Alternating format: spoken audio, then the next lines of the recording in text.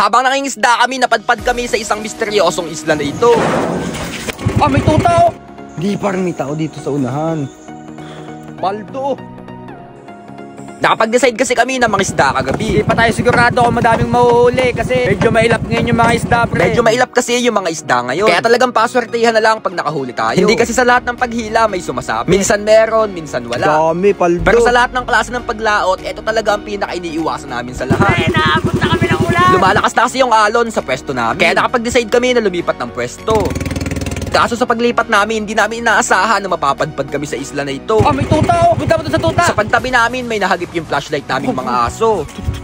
Kung makikita nyo pre, talagang napakaganda nitong mga tuta na ito. Maganda, boy. Unang kita namin dito, 4 na peraso lang ito. Kaso sa ilalim pala netong kuweba na to, nagtatago yung pamilya nito. Pumasok dito. Medyo maliit kasi yung butas, kaya di ako pumasok sa loob. Bale, etong malaking butas na to, may isa pa tong butas sa gilid. Siguro itong bato na to, may papasok pa to sa loob, parang kuweba ganun. Tinesting din namin ipasok etong camera, kaso nga lang pre, di talaga kaya. Hindi kaya boy, malalim talaga. Sa kakahanap namin ng lagusan na itong butas na ito, napadpad kami sa abandonadong CR na ito. Pero ano pala to, CR? Napansin din namin na may balete sa likod na itong CR na ito.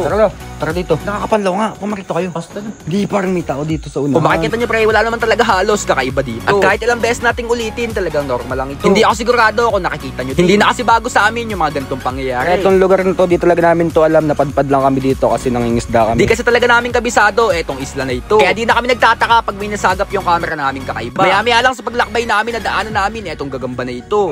Laking gagamba! Akala talaga namin kanina, napakalaki na netong gagamba na ito. Di kasi namin inaasahan na nasa pinakataas pala netong bundok na ito yung hinahanap namin. Ganda pala ng gagamba sa tabing dagat. At saka pala pre, sa mga mahilig maglaro dyan, nasa comment section lang po yung link natin. Mag-PM lang kayo sa akin pre pag natalo kayo, tapos ibabalik ko po yung pinandeposit nyo. Basta 100 pesos lang ha, usapan yan. Pag lumampas, bala kayo. Galing, paano nagkagagamba dito no?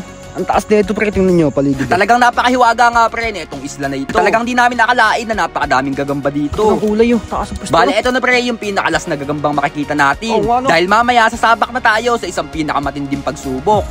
Pre, hindi kaya. Nagsimula na kami sa pagbiyahe papunta sa pinakahuling stage natin. Papasukin kasi natin yung misteryosong bahay. Pre, ito yung nag-iisang bahay dito sa gitna netong dagat na to. May abandonadong bahay kasi dito pre sa gitna netong dagat. Kaya naisipan namin na magpalipas ng gabi dito. Nakakatakot no, haunted house yan. Sa totoo lang pre, ako lang talaga yung nagpupumilit na umakit dito. Dahil lahat ng kasama ko ayaw talagang pasukin itong bahay na ito. Huwag kang tatakbo, baliw ko, wala tayong tatakbuhan dito. Wala talaga kaming idea kung ano meron dito. Nagpauna muna kami ng camera para ma-check natin kung may tao sa loob. Wala kasi kaming alam sa history na itong bahay na ito. Basta ang bilin lang sa amin ng mga tao kanina, wag daw kami magtatagal dito. Sa mga oras na to, wala talaga kaming idea kung sino pa yung iba namin kasama dito. Sumilip ka.